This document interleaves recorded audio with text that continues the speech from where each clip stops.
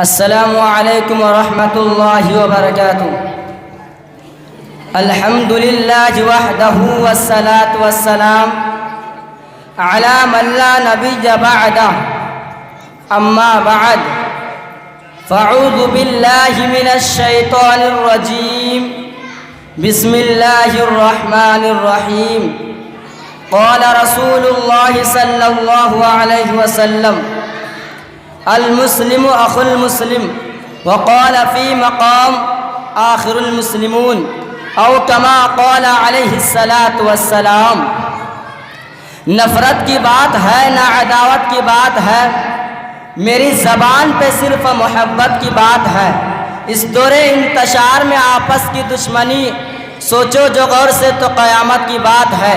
دیوار نفرتوں کی گراؤ تو بات ہے، انسان کا شعور جگاؤ تو بات ہے۔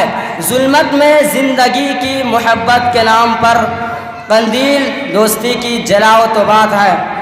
حضرات گرامی، میں آپ جیسے عظیم المرتبت اشخاص کے روبرو اتحاد و یکجہتی کے عنوان پر لب کشائی کی ہمت کر رہا ہوں۔ یہ سب آپ حضرات کی کرم فرمائی اور محبت کا نتیجہ ہے، ورنہ کہاں میں اور کہاں یہ نکت گل۔ آج مسلمانوں کے اندر نفرتوں و عداوتوں کی خلیج اور آپسی تنازع کی ایک مہلک بیماری ہر مسلمان کے رگ رگ و ریشے میں سما چکی ہے۔ ہمارے اندر اختلافات، تنازعات اور تشاجرات نے جنم لیا ہے، جس کی بنا پر مسلمان ذلت و رسوائی کے دلدل میں پھنسا ہوا ہے۔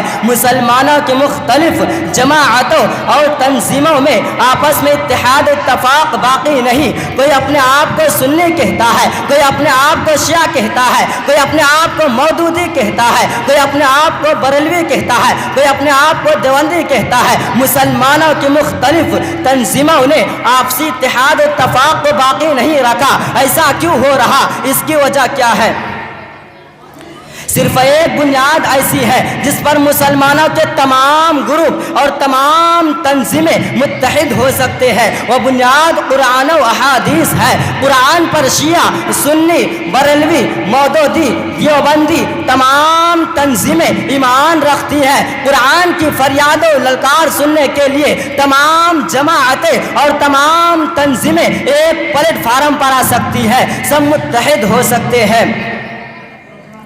برادران ملت، نفرت و تنازعات کی خلیج کو دور کیا جا سکتا ہے، عداوت و تشاجرات کی دیوار کو منہدم کیا جا سکتا ہے۔ شرط یہ ہے کہ ہم قرآن کی للکار کو سننے والے ہو۔ ہم مسلمان ہیں، قرآن پر ہمارا ایمان ہے، احکام پر بھی ایمان ہے، رہبر ہمارا قرآن ہے، ہادی رسول کا فرمان ہے، جس پر سب کچھ قربان ہے۔ تو آئیے قرآن کا فرمان سنیے، رسول کا فرمان سنیے اور اپنے زندگی سے نفرتوں اور تنازعاتوں کی دیوار کو گرا ڈالے۔ قرآن کہتا ہے: ان ھذا امتکم امۃ واحدۃ وانا ربکم فاتقون۔ جب قرآن ہمیں ایک کہہ رہا ہے، رسول کا فرمان بتا رہا ہے کہ ہم ایک جسم کے مانند ہیں، تو پھر ہمارے اندر اختلافات نے جنم کیوں لیا؟ ہمارے اندر تنازعات و عداوات پیدا کیوں ہوئی؟ ہم الگ الگ اور منفرد کیوں ہیں؟ اس کی وجہ کیا ہے؟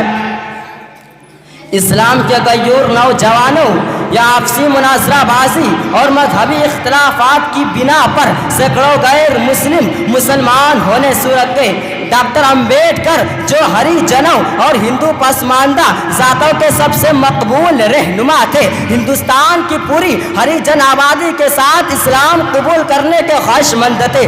گاندھی جی کو جب پتہ چلا تو انہوں نے ڈاکٹر امبیڈکر سے پوچھا کہ تم کون سا اسلام قبول کرنا چاہتے ہو؟ شیعہ مسلمان ہونا چاہتے ہو یا سنی مسلمان؟ اگر شیعہ مسلمان ہونے چاہتے ہو، اس میں بھی بہت سارے مذہبی فرقے ہیں، کس فرقے کا اسلام قبول کرو گے، اور اگر سنی ہونا چاہتے ہو تو اس میں بھی بہت سارے مذہبی فرقے ہیں، کس فرقے کا اسلام قبول کرو گے، اور اگر سنی ہونا چاہتے ہو تو اس میں بھی بہت سارے مذہبی فرقے ہیں، کوئی وہابی ہے، کوئی مودودی ہے، کوئی بریلوی ہے، کوئی دیوبندی ہے، اور ان سب میں آپس میں ایسی نفرت ہے کہ ایک دوسرے کو داخل اسلام نہیں مانتے۔ ڈاکٹر امبیڈکر نے اس گفتگو کے بعد اپنا ارادہ تبدیل کر دیا اور کہا کہ میں سمجھتا تھا کہ اسلام میں ذات پات نہیں ہوتی، اور اسی لیے میں اس مذہب کو پسند کرتا تھا۔